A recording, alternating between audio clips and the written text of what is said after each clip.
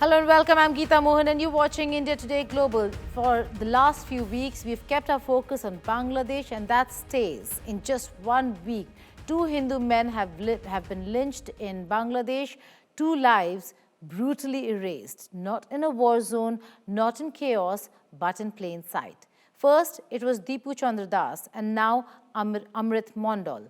On the 24th of December around 11 p.m., 30-year-old Amrit was lynched by a mob in Rajbari district of Bangladesh. Several protests erupted in India demanding justice for Bangladeshi Hindus. Ministry of External Affairs expressed grave concern over unremitting hostility against minorities in the neighboring country. How many more deaths will it take for Yunus government before this is called what it is, a targeted violence against a religious minority? Here's a detailed report. Another Hindu lynched in Bangladesh. 30-year-old Amrit Mondal was beaten to death by a group of villagers in Rajbari district on December 24th. The local police claimed that the attack was not communal and accused Amrit Mondal of extortion. This is the second such incident in just a week, where a Hindu has been brutally murdered by mobs in Bangladesh. On December 18th, 27-year-old Deepu Chandradas was thrashed to death. His body was tied to a tree and set ablaze. Former Bangladeshi Prime Minister Sheikh Hasina condemned atrocities on Hindus and lashed out at the Muhammad Yunus government. Protests broke out in India condemning the crimes against Hindus in Bangladesh. Well, after Deepu Das killed in Bangladesh and several atrocities on Hindus in Bangladesh, right now the Vishwa Hindu Parishad as well as Hindu Shanghati and other Hindu organizations are on the streets of Kolkata, hitting the streets of Kolkata towards the Bangladesh High Commission office and towards the Bangladesh Embassy in Kolkata. यहाँ का सरकार बांग्लादेशी अत्याचारी को protect करने के लिए 1000 police लेकर कितना बना दिया, पूरा रास्ता को तोड़ के क्या कर दिया देख लीजिए। 100 करोड़ हिंदू नहीं सहन करेगा, हिंदुस्तान का हिंदू नहीं करेगा, मुंह तोड़ जवाब होगा।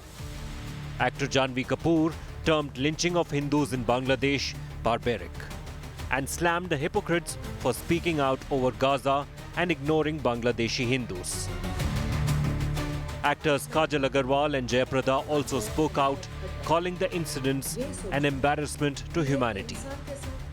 The Ministry of External Affairs expressed concern over attacks on Hindus and urged Yunus government to punish the perpetrators. The unremitting hostility against minorities in Bangladesh, including Hindus, Christians, and Buddhists, at the hands of extremists, is a matter of grave concern. We condemn the recent gruesome killing of a Hindu youth in Singh and expect that the perpetrators of the crime would be brought to justice. Since August 2024, when mass protests forced then Prime Minister Sheikh Hasina to quit and flee to India, Hindus have been suffering in Bangladesh. Over the next 1 year, at least 55 Hindus were murdered and 192 temples attacked. With Ashutosh Mishra and Anirban Sinha Roy, Bureau Report, India Today. And joining me now is Sushant Dasgupta. He's a political activist. He is right now based out of London, the United Kingdom. Mr. Gupta, thank you so much for joining me. We are looking at a very, very severe situation in Dhaka, in Bangladesh, in fact. What's your reading on what's going to happen now after the BNP chairman has landed in Dhaka? Thank you very much for calling me in the studio. There would be no change after Tariq Rahman landed in Dhaka. You can see Tariq Rahman already talk about Hadi killing, but he did not have any single word regarding the killing of Deepu Chandradas.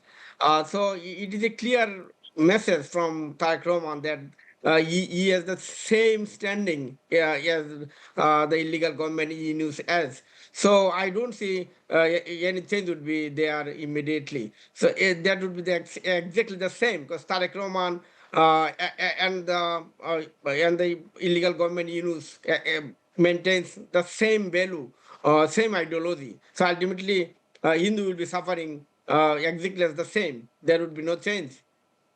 Right.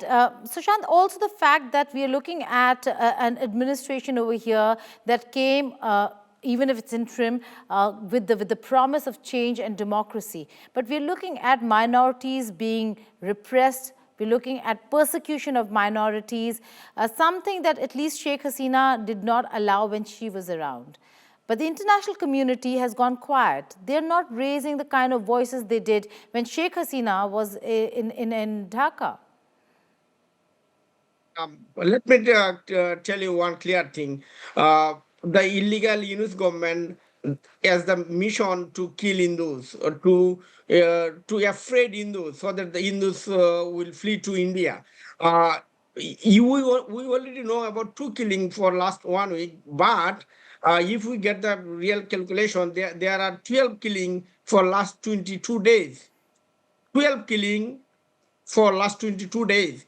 But Okay. the killing of Deepu Chandradas got extreme attention because he was set ablaze live, which is very, very, very unfortunate in the modern world. It cannot be accepted. But if we see about Philistine, people talking about Philistine all around the world, but why the world leaders and all other people in the world don't talk about Hindu killing in Bangladesh, especially Deepu killing is extremely, extremely worse in any kind of situation. So that is very unfortunate. Right. Sushant, are you in touch with the minority community back home, back in Dhaka? And how real is that fear and the thought of leaving Bangladesh? Uh, I am very much connected with the minority communities in Bangladesh, and they are extremely living in fear since Sheikh Hasina left Bangladesh. And after Sheikh Hasina left Bangladesh, Hindus living like like in the hell. Every day, every morning, every night, they are in fearing of being killed anytime. And you can see the example how Hindus are being treated in Bangladesh. So nobody even sleep in the night, thinking that he can see the morning. So every night is a hell for them. They don't expect they can see a morning in the next day. Well, we have seen some serious condemnation by Yunus government, but also Mohammed Yunus, while condemning, talked about Hadi and focused on Hadi more than the fact that minorities in this country are being persecuted. Going from here on, even if elections are held and when elections are held, what future do you see for minorities in Bangladesh? Minority will be facing worse than it is now, because if there is election without Awami League, Jamaat or BNP will be in the power. And Jamaat or BNP, they carry the same ideology. They carry the pro-Pakistani ideology. So you can understand, you can imagine how Hindu would be living in Bangladesh when they will be in power politically or democratically, or when they will be in power by vote, they would feel that they have got extreme power. They can do anything. So Right. the situation is worse than what it is now. Okay, worse than what it is now. It does seem like situation has been quite dire.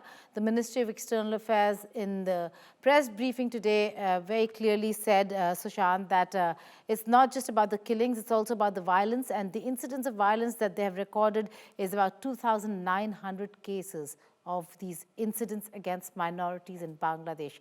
How is Yunus government going to tackle this? And secondly, how are they going to really not just take responsibility, but respond to the international community should and when they start asking questions? Sushant Das Gupta, thank you so much for joining us for now. Thank you. Now, shifting focus to Canada, negligence at a hospital in Canada has claimed the life of an Indian origin man. 44-year-old Prashant died of cardiac arrest in Edmonton after complaining of severe chest pain and waiting for at least 8 hours to receive treatment. In another shocker, an Indian student was shot dead near the University of Toronto Scarborough campus. These incidents have raised serious concerns. Here is a report. In the triage, complaining of constant chest pain. Medical negligence. Constantly kept on rising with the last recorded blood pressure of 210. Dereliction of duty. Inside, he was only prescribed Tylenol. And a life lost. In time that he was outside. On December 22nd, Prashant Sreekumar, a Canadian of Indian origin living in Edmonton, complained of severe chest pain while at work. He was rushed to the Grey Nuns Hospital within 20 minutes. There he was made to wait 8 hours before he was given any treatment. Prashant told his father that he could not bear the pain. He also conveyed the same to hospital staff, stressing that his pain level was 15 on a scale of 10. Monday, December 22nd. Yet all that he reportedly got was some Tylenol. He was told there was nothing of significance in the ECG report. The delay ultimately cost him his life. His wife shared the ordeal. So Prashant Sreekumar complained of acute chest pain at 12 o'clock noon, and he was brought to Grey Nuns Hospital by 12:15, 12:20. He was sitting in the triage from 12:20 onward till about, I would say, 8:50 on. His BP constantly kept on rising with the last recorded blood pressure of 210, and he was not given help. They said that chest pain is not considered acute. Prashant is survived by his wife and 3 children. Canadian journalists came down heavily on the country's poor health infrastructure. We did not increase capacity in the medical field. The only people we added into the medical field in the last 10 years are bureaucrats to pretend we're adding more medical fields. So we've just made the problem even worse by swamping a giant bureaucracy onto a mass problem. So that's why people are dying in hospitals. The challenge is mainly in the emergency room, where it is overcrowded, and you have to wait 10, 12, sometimes 14, 16 hours. And in the meantime, if people have this kind of real emergency or acute problem, they have to face these kind of consequences. Another shocker from Canada. Indian student Shivank Avasthi was shot dead near the University of Toronto Scarborough campus. The authorities are probing the case as a homicide. The Indian embassy expressed grief over the incident. The embassy says all necessary assistance is being provided to the victim's family. We are in touch with his family. It's very unfortunate. We've conveyed our deepest condolences. We are also in touch with local authorities as to what the circumstances, etc., that led to the death. We'll come to know of those details more, but we are in touch with local authorities in the matter. The threat to people of Indian origin living in Canada has increased over the last few years, according to journalists.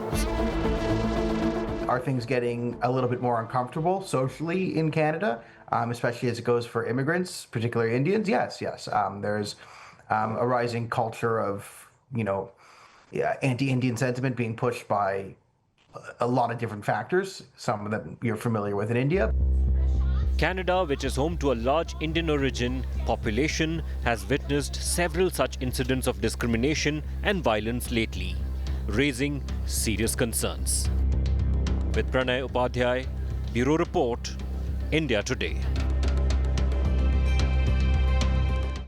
In another case of hate-motivated offense towards Indians in Canada, Toronto police is looking for a woman who is wanted in a suspected hate-motivated mischief investigation. That's the photo of the woman. The Toronto police released that image of the suspect and has requested the public to help them in nabbing this woman. The Toronto police posted on their website, and I quote, between Thursday, July 3rd, 2025 and Sunday, December 21st, 2025, officers responded to numerous calls for reports of graffiti at various TTC stations. The suspect went to the stations and vandalized property by writing anti-Indian messages within the stations and the subway cars. This investigation is being treated as a suspected hate-motivated offense. In a big story, The US has launched airstrikes against ISIS targets in Nigeria, coming amid heightened global terror alerts during the Christmas period. The strikes follow Turkey's detention of suspected ISIS operatives allegedly plotting holiday attacks, underscoring renewed international action against the terror group. Here's a report.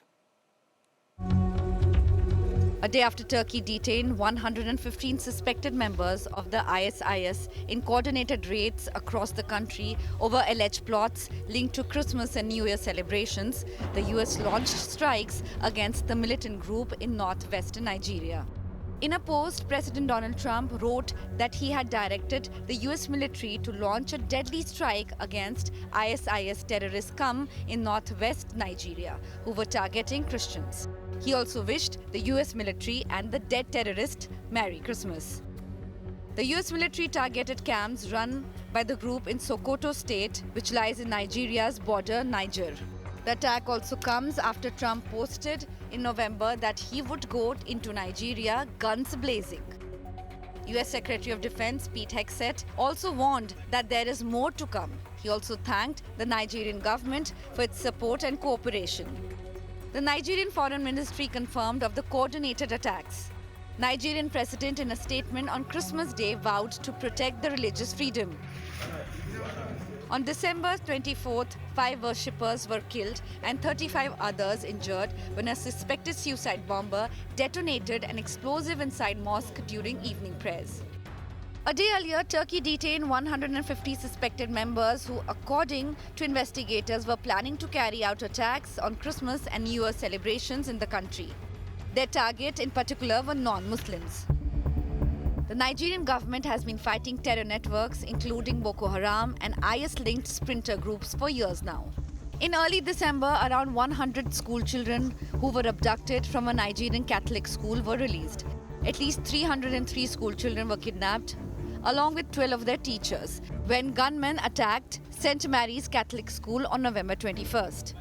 It was the third mass abduction in northern Nigeria in the space of a few days, with another school and a church also targeted. The largest IS-linked group in Nigeria, Islamic State West Africa Province, operates in the northeast of the country.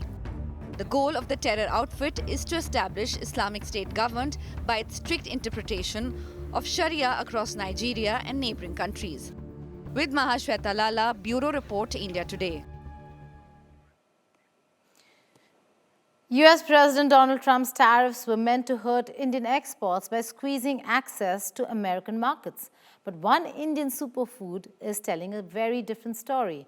As makhana prices surge in the US, India is quietly finding new buyers worldwide. So how did tariffs backfire? Here's a report by Jyoti Shukla.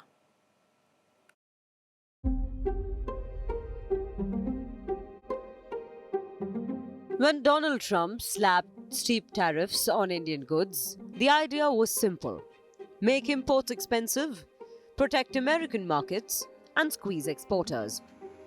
But when it comes to one Indian superfood, that strategy may be backfiring. Meet makhana or fox nuts. Trump's administration first imposed a 25% tariff on Indian goods and later raised it to 50%, citing India's imports of Russian oil. The impact was immediate in the United States. Prices of everyday Indian staples shot up, including fox nuts, a favorite healthy snack among the Indian diaspora. In the United States, a small pack of makhana that once cost $2 now costs nearly $4. Exporters saw sales to America drop by as much as 40%. But here's the twist. Instead of collapsing, India's foxnut industry is quietly pivoting and winning. India already dominates nearly 90% of the global foxnut production, with Bihar at its heart. Around 1.5 lakh farmers depend on it for their livelihoods. And while the US has traditionally absorbed half of India's foxnut exports, producers are now eyeing new markets. Spain, South Africa, Germany, China, and West Asia. Driven by health awareness and the Indian diaspora, demand for makhana is spreading beyond America. Exporters say the superfood market overseas was always limited and undermarketed. Trump's tariffs simply forced India to look elsewhere. At home, the story is even stronger. Since the COVID-19 pandemic, domestic demand for makhana has been doubling almost every year. Once a traditional snack pushed aside by processed foods, fox nuts are now back on the supermarket shelves, roasted, flavored, and marketed as a clean, high-protein alternative. Entrepreneurs are cashing in. Farmers are switching crops because returns are higher. Laborers earn more collecting fox nuts than in most unskilled jobs. And farmers today earn more than 5 times what they did just over a decade ago. The Indian government has stepped in too, announcing a dedicated makhana board to strengthen the value chain, improve quality, and boost exports. Even Prime Minister Narendra Modi had publicly pitched makhana as India's next global superfood. So while Trump's tariffs may have dented exports to the US in the short term, they've also accelerated something bigger: diversification. India is no longer dependent on a single market. Makhana is finding new consumers, new countries, and new confidence. And in the long run, that may be the real takeaway. Trade barriers can slow demand, but they cannot stop a product whose time has come. With Jyoti Shukla, Bureau Report, India Today Global. The Russian Defense Ministry said its Tu-95MS strategic bombers and missile carriers completed a scheduled flight mission over neutral waters in the Barents and Norwegian seas on Thursday. The flight lasted more than 7 hours, and the Russian Navy's Su-33 fighter jet crew escorted the strategic bombers. The ministry also said that during some stages of the flight, foreign fighter jets accompanied the Russian strategic bombers. The Polish military said on the same day that its air defense forces intercepted a Russian reconnaissance aircraft over the Baltic Sea when it was flying near Polish airspace. The military also tracked unknown objects flying in the direction of Poland from Belarus, prompting Warsaw to temporarily close civilian airspace in the northeast of the country. Smuggler balloons from Belarus have posed constant threat to Lithuania. Lithuania said the balloons are sent by smugglers to transport cigarettes and is a hybrid attack by Belarus, though Belarus has denied any hybrid attacks.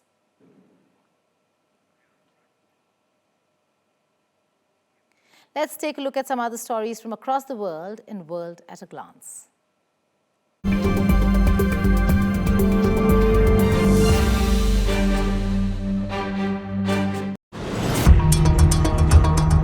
Ukrainian President Volodymyr Zelensky said he will meet US President Donald Trump in Florida on Sunday. He expressed hope in his tweet that a lot could be decided before the new year as Washington pushes diplomatic efforts to end the war with Russia. Zelensky has said that sensitive issues, including any compromises on territory, should be discussed at the level of heads of state, and Kyiv has been seeking a face-to-face meeting with Trump. He also held talks with Trump's special envoy Steve Witkoff and the president's son-in-law Jared Kushner on Thursday.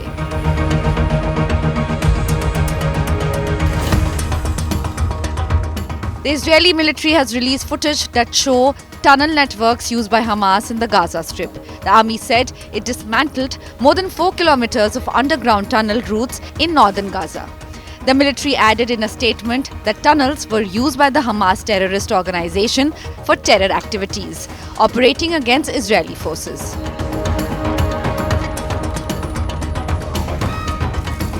Former Malaysian Prime Minister Najib Razak was found guilty of abuse of power in a multi-dollar 1MDB scandal. The judge had yet to deliver the full verdict and sentencing. Malaysia and US investigators say at least $4.5 billion was stolen from One Malaysia Development Berhad, a state fund Najib co-founded in 2009 while in office.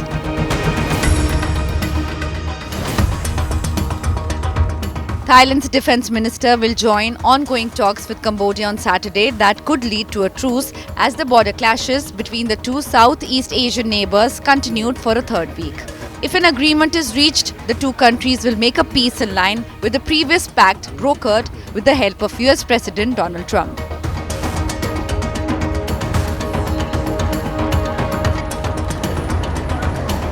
Shortly after coming to power, the Taliban regime ordered all cinemas to stop operating. Kabul's Ariana cinema was demolished, which first opened to moviegoers in the early 1960s. Taliban has imposed a harsh interpretation of Islamic law, which has introduced a raft of restrictions, including bans on most forms of entertainment such as films and music.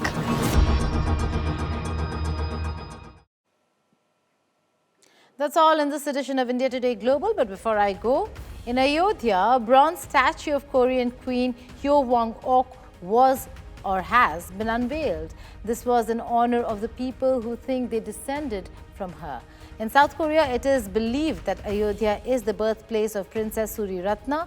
As per their belief, she sailed to Korea around 48 AD and married King Kim Suro. He was the founder of the ancient Gaya kingdom. In 2001, a memorial dedicated to Queen Hyo Wang-ok was established. With that, it's goodbye from me.